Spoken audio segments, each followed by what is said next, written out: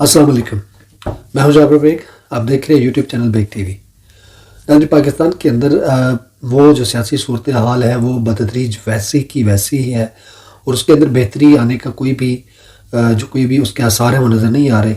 ये चीज़ें बेहतरी की तरफ जाने की बजाय हमें जो इस वक्त जो नज़र आ रहा है वो मज़ीद कशीदगी के इशारे नज़र आ रहे हैं। जो हालात हैं वो मज़ीद ख़राबी की तरफ बढ़ रहे हैं। दो तीन चीज़ें हैं जो बड़े अहम पॉइंट हैं उस हवाले से कि एक तो यह है कि जो मज़ीद आगे लॉन्ग मार्च की जो कॉल दी जानी है इमरान खान साहब की तरफ से, उस हवाले से उनकी तैयारियां शुरू हैं और दूसरी तरफ से जो इम्पोर्टेड हुकूमत है उसकी भी तैयारियां शुरू हैं। वो दोबारा से इस्लामाबाद को सील करने की तैयारियां कर रहे हैं, कंटेनर्स दोबारा लगाने की तैयारियां कर रहे हैं।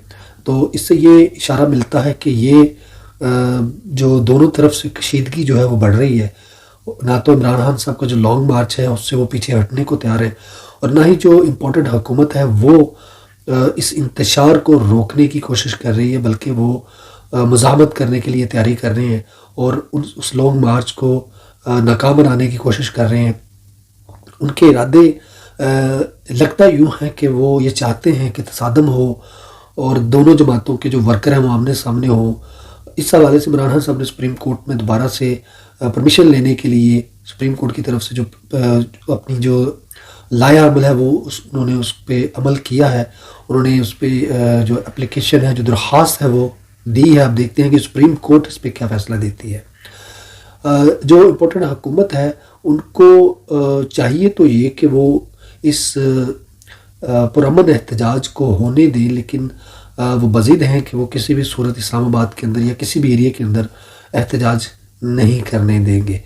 दूसरी तरफ जो सूरत हाल है कि कराची के अंदर देखने में आया कि वहाँ पे फिर जो सियासी कायदीन हैं जो PTI के हैं उनको हरासा करने का अमल शुरू है। उनकी गिरफ्तारियों की लिस्टें बन चुकी हैं, दोबारा से छापे मारे जाने हैं। तो ये भी इस चीज़ की निशानदेही करता है कि जो 6 दिन इमरान खान साहब ने दिए थे या वो जो 6 दिन किसी भी तरीके से लिए गए थे उनसे, उनमें इलेक्शन की कॉल देने की बजाय उस पे जो है वो डट जाने वाला जो अमल है वो नज़र आया है कि हुकूमत जो इम्पोर्टेड हुकूमत है वो किसी भी सूरत में और जो भी इत्तेहादी जमातें हैं वो किसी भी सूरत पे अब वो सरेंडर करने को तैयार नहीं है, बल्कि वो इस हुकूमत को बहुत देर तक चलाने की जो एक प्लानिंग है वो बना के बैठे हैं कि इसको बहुत देर तक, बहुत आगे तक लेके चलेंगे। तो ये सारी जो सूरत हाल है ये पाकिस्तानी अवाम को मज़ीद उलझन और परेशानी में डालने वाली बात है कि अगर इमरान खान साहब से जिन भी हलकों ने या जिन भी लोगों ने 6 दिन का टाइम लिया था, इजाज़त मांगी थी कि इन 6 दिनों के बाद असम्बलियाँ जो है वो तहलील कर दी जाएंगी, इलेक्शन की अनाउंसमेंट कर दी जाएगी, तो ये वो सारा प्रोसेस था जो कि मुल्क को बेहतरी की तरफ लेके जाता और मुल्क को नुकसान होने से बचाता। और इकोनॉमी जो है वो पहले ही हमारी बहुत हद तक जो है वो नीचे गिर चुकी है, बहुत कमज़ोर हो चुकी है और मज़ीद पाकिस्तान जो है वो इसका मुतहम्मिल नहीं हो सकता और खुदा न खास्ता मुल्क जो है वो डिफ़ॉल्ट होने के बिल्कुल करीब है। तो इस तरह के फ़ैसले कि आप अगर जल्दी से इलेक्शन की अनाउंसमेंट करवा देते और असम्बलियाँ तहलील हो जाती, एक निगरान सेटअप आ जाता, तो पाकिस्तान के अंदर ऐसी सूरत हाल बिल्कुल भी नहीं बननी थी जैसा कि अभी बन रही है। और अगले 2 दिन बड़े इंपॉर्टेंट हैं। इन 2 दिनों के अंदर क्या डेवलपमेंट्स होती हैं ये देखने वाली हैं। लेकिन हमारी तो तमाम कौम की जो तवज्जो है वो 2 इदारों की तरफ है। एक तो सुप्रीम कोर्ट है, दूसरा हमारा इस्टेब्लिशमेंट है।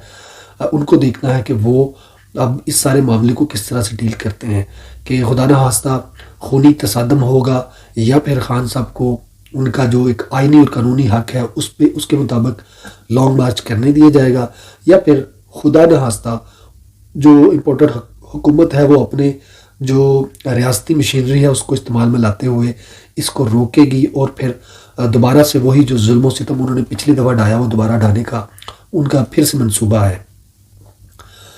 तो ये बहुत सारी इन दिनों में डेवलपमेंट्स हो रही है। एक और चीज़ बड़ी मुतनाज़ा है जो कि पिछले दिनों खान साहब की 2 दिन पहले एक जो मलक रियाज की और जरदारी की फ़ोन कॉल के जो एक रिकॉर्डिंग सामने आई वो भी मुतनाज़ा है। उस पर भी बहुत सारे चैनल्स ने उसका ऑपरेशन किया तो पता चला बहुत सारे लिंक्स, बहुत सारी वीडियोस, छोटी छोटी कॉल्स जो है वो जोड़ के उसको बनाया गया और वो भी फेक है, लेकिन फिर भी उसकी तस्दीक होनी बड़ी ज़रूरी है। उसका फोरेंसिक करवाना बड़ा ज़रूरी है। तो इस तरह की बहुत सारी चीज़ें आइंदा भी आने वाली हैं, लेकिन सवाल यह है कि क्या पाकिस्तान और पाकिस्तानी कौम इस तरह की सारी चीज़ें देखने के लिए ही बैठी है? ये सारी टेंशनें, ये जो पाकिस्तानी बाहर बैठे हैं, ओवरसीज़ बैठे हैं, जिनका हक इन्होंने सलब कर लिया, उन्हें मज़ीद अज़ियतें देने के लिए ये सारे जो हरबे इस्तेमाल हो रहे हैं। तो मुल्क जो है, और मुल्क जो आवाम है, वो पहले ही बहुत ज़्यादा परेशान है महंगाई की वजह से।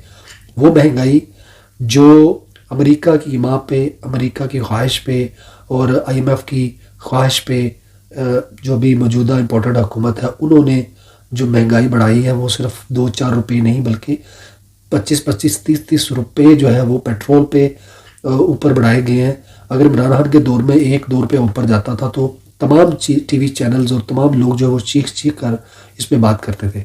अब सिर्फ 5 नहीं, 10 नहीं, 15 नहीं, 20 नहीं, 25-25 रुपये, 30-30 रुपये पेट्रोल और डीजल ऊपर गया, लेकिन तमाम दानिश्वर जो है वो खामोश है इस पे।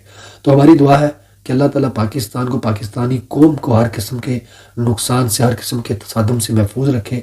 और जो अदारे हैं उनको चाहिए कि वो मुतहर्रिक हों और इस खून खराबे से इस मुल्क को बचाएं, फ्रंट लाइन पे आएँ और आगे आके उसमें जो है मुसालती किरदार अदा करें, और ताकि ये तसादम ना हो सके, मज़ीद कीमती जानें वो जो दोनों तरफ से वो ज़ाया ना हो सकें, क्योंकि पुलिस भी अपनी है, आर्मी भी अपनी है और आवाम भी अपनी है। तो खून खराबा किसी भी सूरत में नहीं होना चाहिए। अल्लाह हाफ़िज़।